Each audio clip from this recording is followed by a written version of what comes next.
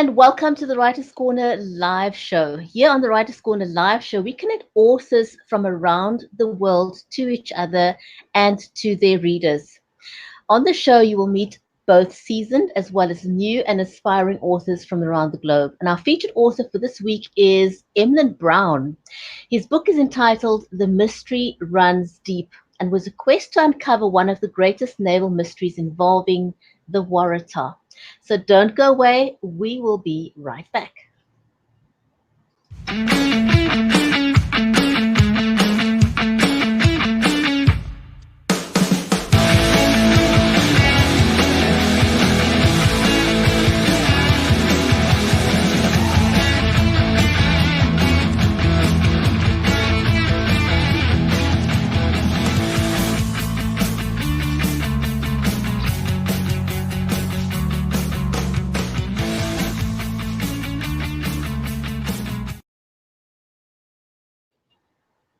If you're just joining us, welcome to the show. I'm your host, Brijetti Limbanda. I'm a live video camera confidence coach. I host and produce live video shows that helps brands, entrepreneurs, thought leaders, and of course, authors share their stories.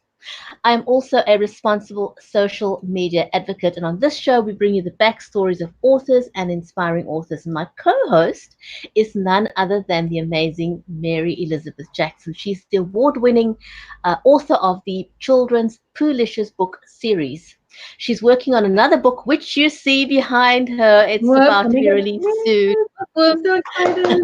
I'm so excited. I know the camera is like backwards, like your reflection. So you're like, you think you're going to the right side or the left side, but you're really, it's really funny. So anyways, but yes, I just picked it up this morning. It's the cover of the new book, and it's called Poolicious, Oh, the Wonder of Me. And I'm so excited. January 28th, we're going to do our launch on Facebook. So, I'll be giving more details as we come closer. And I'm so excited. And it's like ages 4 to 7. And it's, it's all about the silliness and quirkiness of kids and helping them to know that they're okay, that's okay, that, I have one ear bigger than the other, and maybe my teeth don't line up, and my eyebrows are crazy, my hair doesn't do what I want it to, and it's all okay. That's all okay. Yeah, any shape, form that a child is in is okay, and they really do have to start young, learning to be okay with who they are and where they are, whether they have abilities, disabilities. It doesn't matter. They have to accept who they are in whatever shape or form that they're in, and that's important because that really feeds into their self-confidence as they grow and become, young, older kids and teenagers and adults, and they have power within them. Absolutely. And so our guest for today is Emlyn Brown. Mm-hmm. After more than a century, the disappearance of the steamship Waratah remained the greatest sea mystery of modern times. And apart from the period immediately following its disappearance, little effort was expended in finding its final resting place. Very, very strange story.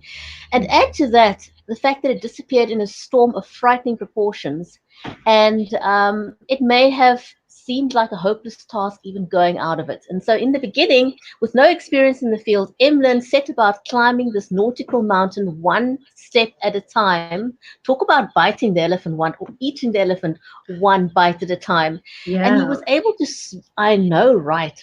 And so he was able to slowly build this dossier on the Waratah and everything to do with her.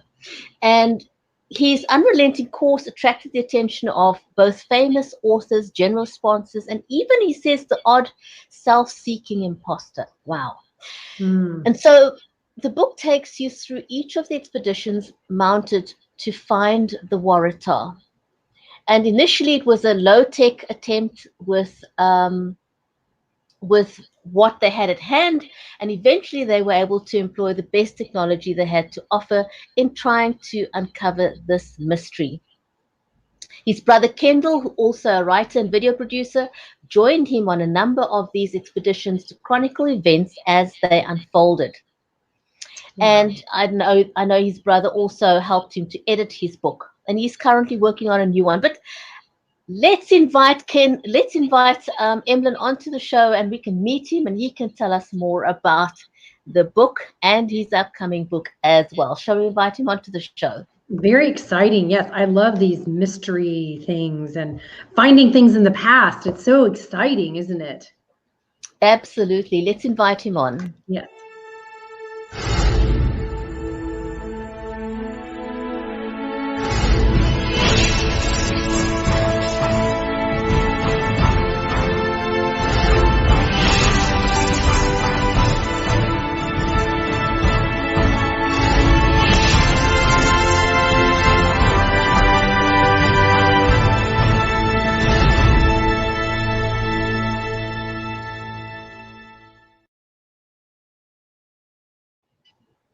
Emlyn, welcome to the show. Great to have you here.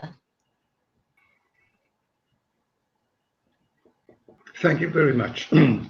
Great pleasure. Hey, where do y'all live? Because he's in South Africa also, correct? Yes, he is. So how far are I'm you? in Greenpoint, Cape Town. Okay. How So far is that? we're about 15 minutes apart from each other. So Oh, it's fun. it's really close by. That's awesome. So Correct. cool. Yes, a native, right? Absolutely. It's fantastic to have some, we seldom have authors from South Africa. But I it's don't know. great. I don't know why. I don't know why. I have no idea why. I know we need to have some more on, and it's wonderful though, because I think it's so important for us to support local authors where, wherever you're living, you need to support local authors because they're working very hard and they're trying to get their work out there and they love and believe in what they're doing, and everybody has to have support to get on their journey. Correct. Very much so. So, Emlyn, this was a monumentous task that you embarked on. What was it about the Waratah that made you want to delve into this and find the secret behind what happened to it?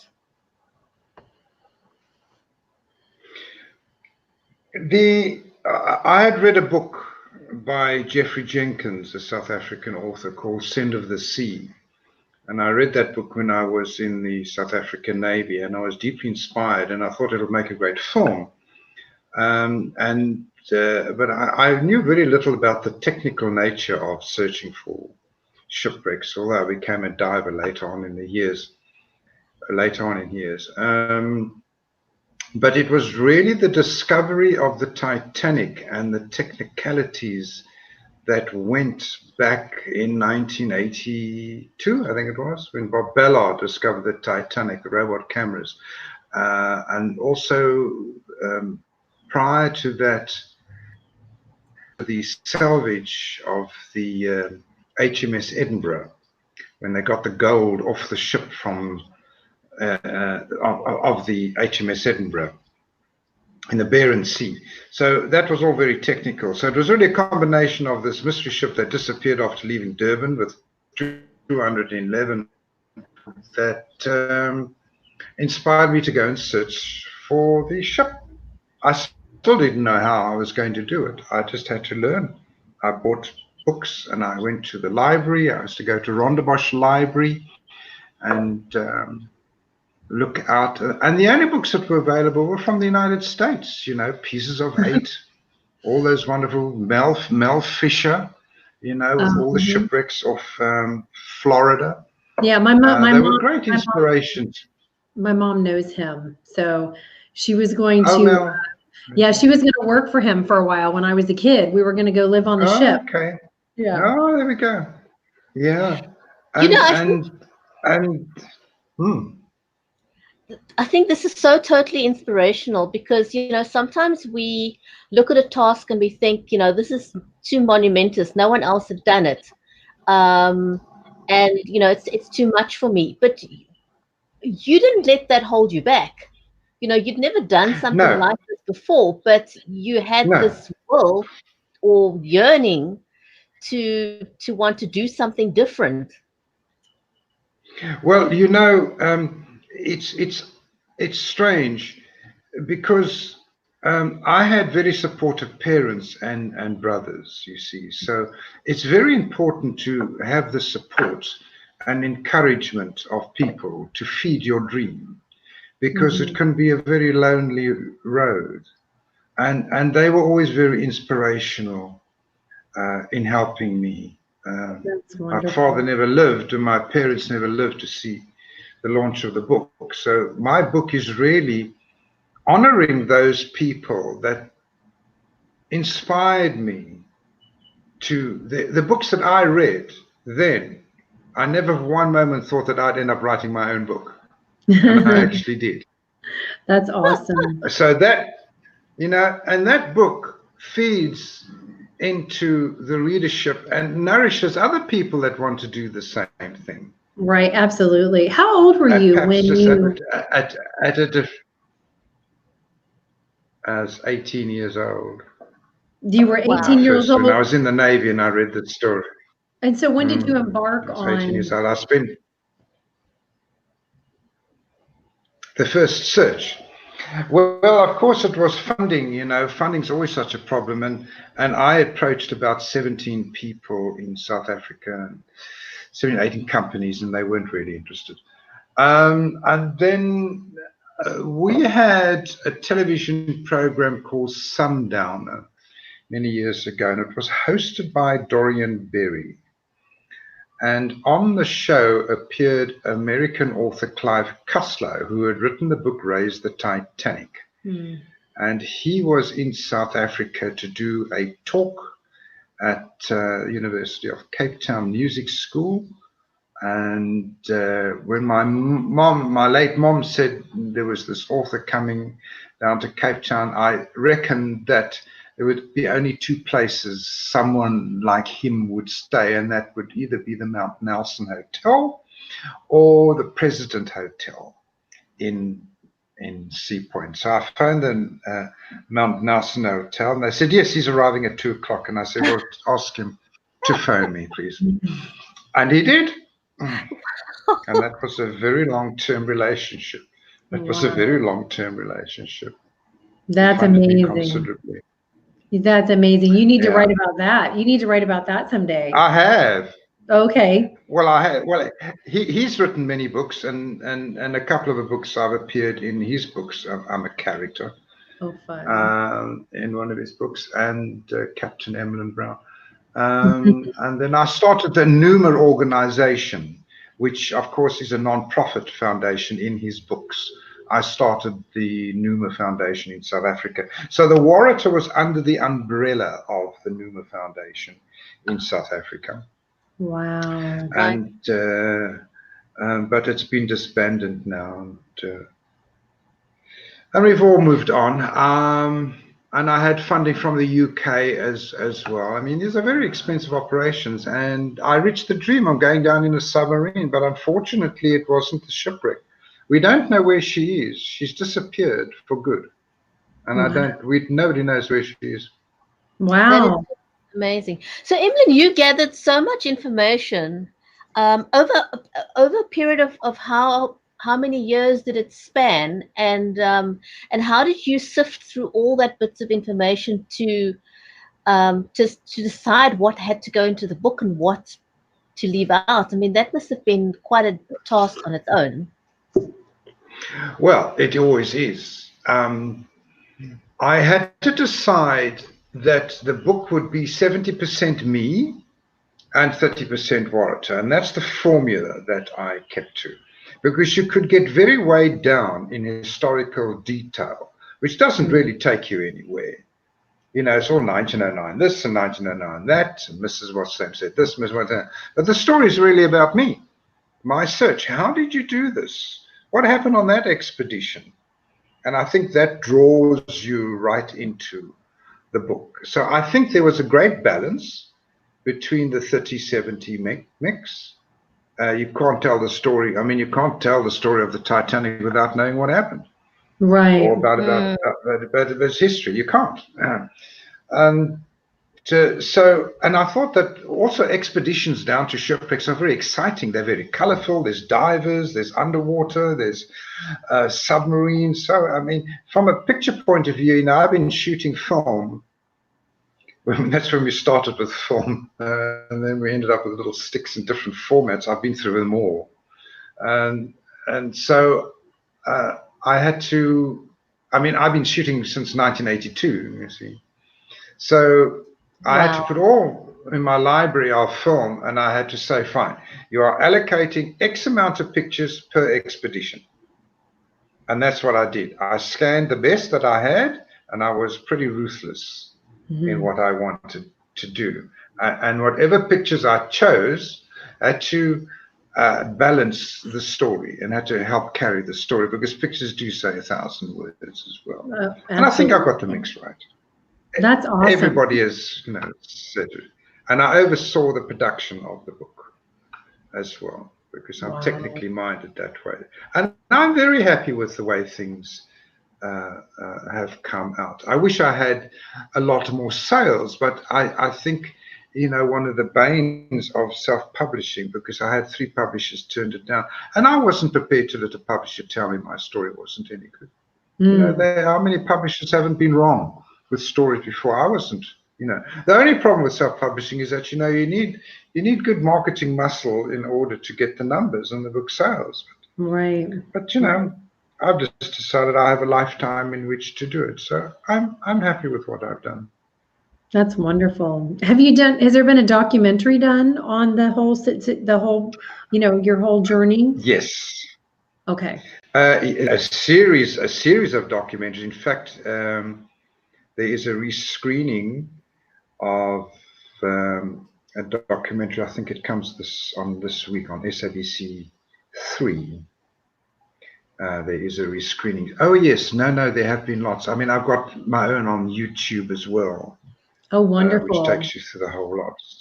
Well, we want to let people know about that. We want to let people know about that. You can see all of them. You can see all of them. Yeah. Oh, how exciting! It is, but ships and the sea have always been part of my interests, and I tend to lean more towards that way. There is another subject that I'm toying with, that I may put pen to paper on. Okay, can you give us a little hint? Well, I'll tell you about my new book. My new book is called The Middle Watch.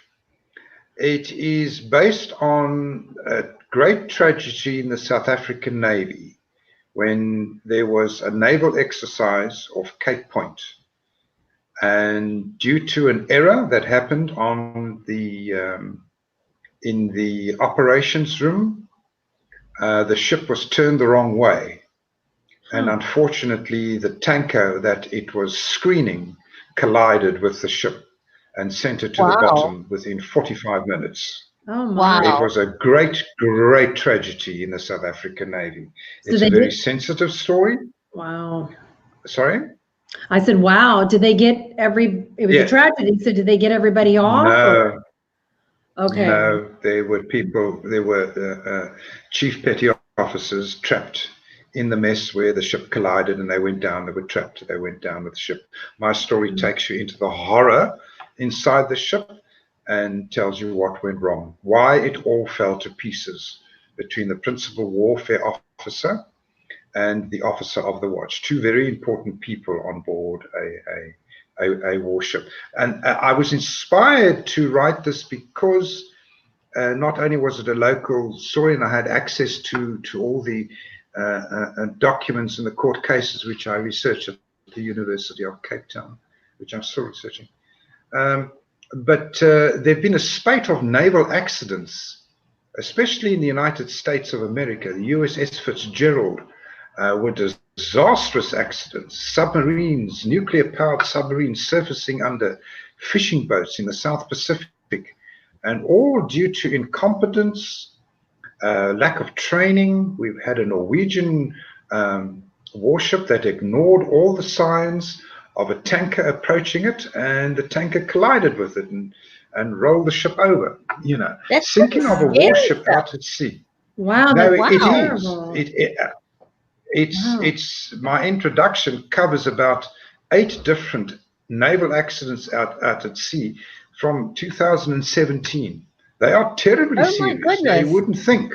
Wow. You Even wouldn't think today, Navy accidents. yeah, today you would think the Yes, very technology much is better. So this needs to go into film. This needs to be a movie. It should be. Yes, It should absolutely. be. Okay, It we're should starting a be. campaign. We're starting a campaign right now. Anybody out there who knows somebody Yeah. that knows somebody that would like to pick this project up, because this is very informative, Yeah. and people love true life stories. I mean, I think that draws people. They are. I mean, I know I love to see true life stories, so I know other people do. But I mean, we're Well, the talking about USS modern day stuff. This is not old stuff, this is from No, 2017. this is modern day stuff. Wow. That's That's crazy. right. That's right. But what my book does is, my incident happened 39 years before these incidences. And what my book demonstrates is the similarities of these accidents are still happening to this very day. Right. And that is lack of training, unqualified people behind a warship, behind the steering wheel, let's call it, of a warship in a busy shipping lane. Shouldn't happen while the commander is asleep in his cabin. These things should never happen on board a warship, especially on a warship which has all the latest navigation that you can think of. But they do. And there are great tragedies. The USS McCain and the USS Fitzgerald were terrible tragedies. It's 15 almost, young people that were taken in instance. That's terrible. You can't believe that in this day and age we still have stuff such as human error. Well, I don't know if they're really human error or just pure negligence. Right. Well, it's sometimes a combination of both, but human error most certainly.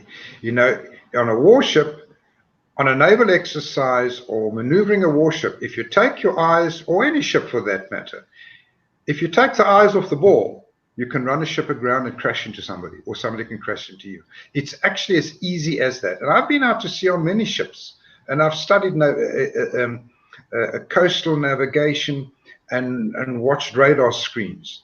If you make a mistake, you're on the rocks. So navigation and having an officer of the watch that is qualified, to make orders and receive orders is more important than we actually give credit for. Oh, it's I mean, these are massive machinery. It's I mean, if you talk about a naval ship, you're talking about millions of dollars of equipment here. It's not something that you go and buy at the next door store. No. You're talking about big money here, and one would hope that when you put someone in charge of this level of equipment, that that there's some level of respect for it, and also the necessary qualification to take care of it and be responsible for people's lives. You can't take your eye off the ball. I mean, it's like flying a plane. Or driving. Absolutely, yeah. Even driving. I mean, I know we have a law here in the last year that has come about that, it's a hands-free law. If you're on your phone, $200, if you get caught.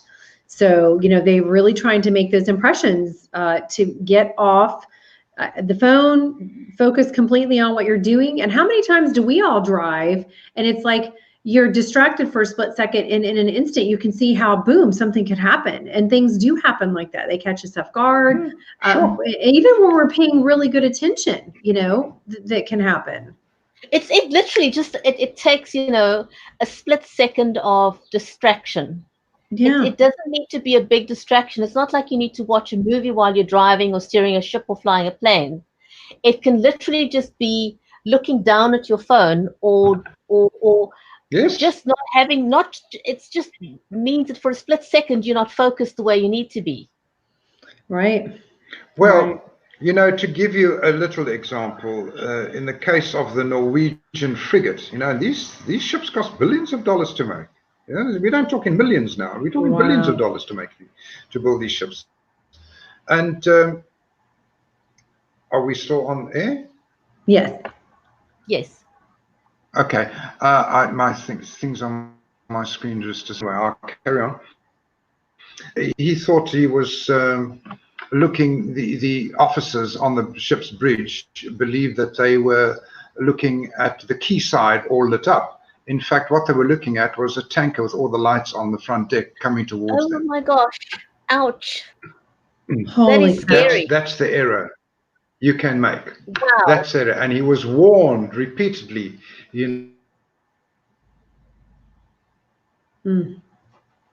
awful. Oh my goodness. Well, the Titanic was warned too, weren't they? And they didn't listen. And you know, human error is awful. I mean, just a terrible. I mean, look at the terror attacks and things that have happened, and there have been warnings, and they haven't heeded the warnings, and then looked at the disasters that have happened. So, you know, it's so sad. And he's completely right. There needs to be better training, and not just there, but in so many different avenues, so many different businesses and professions in the world. There needs to be better training. Oh, absolutely, absolutely. I think Emlyn's lost the signal. Yes. But so you can find Emlyn's book on the website. His website is called The Mystery Runs Deep. That is his website, and that's the name of the book. So go and have a look at The Mystery Runs Deep.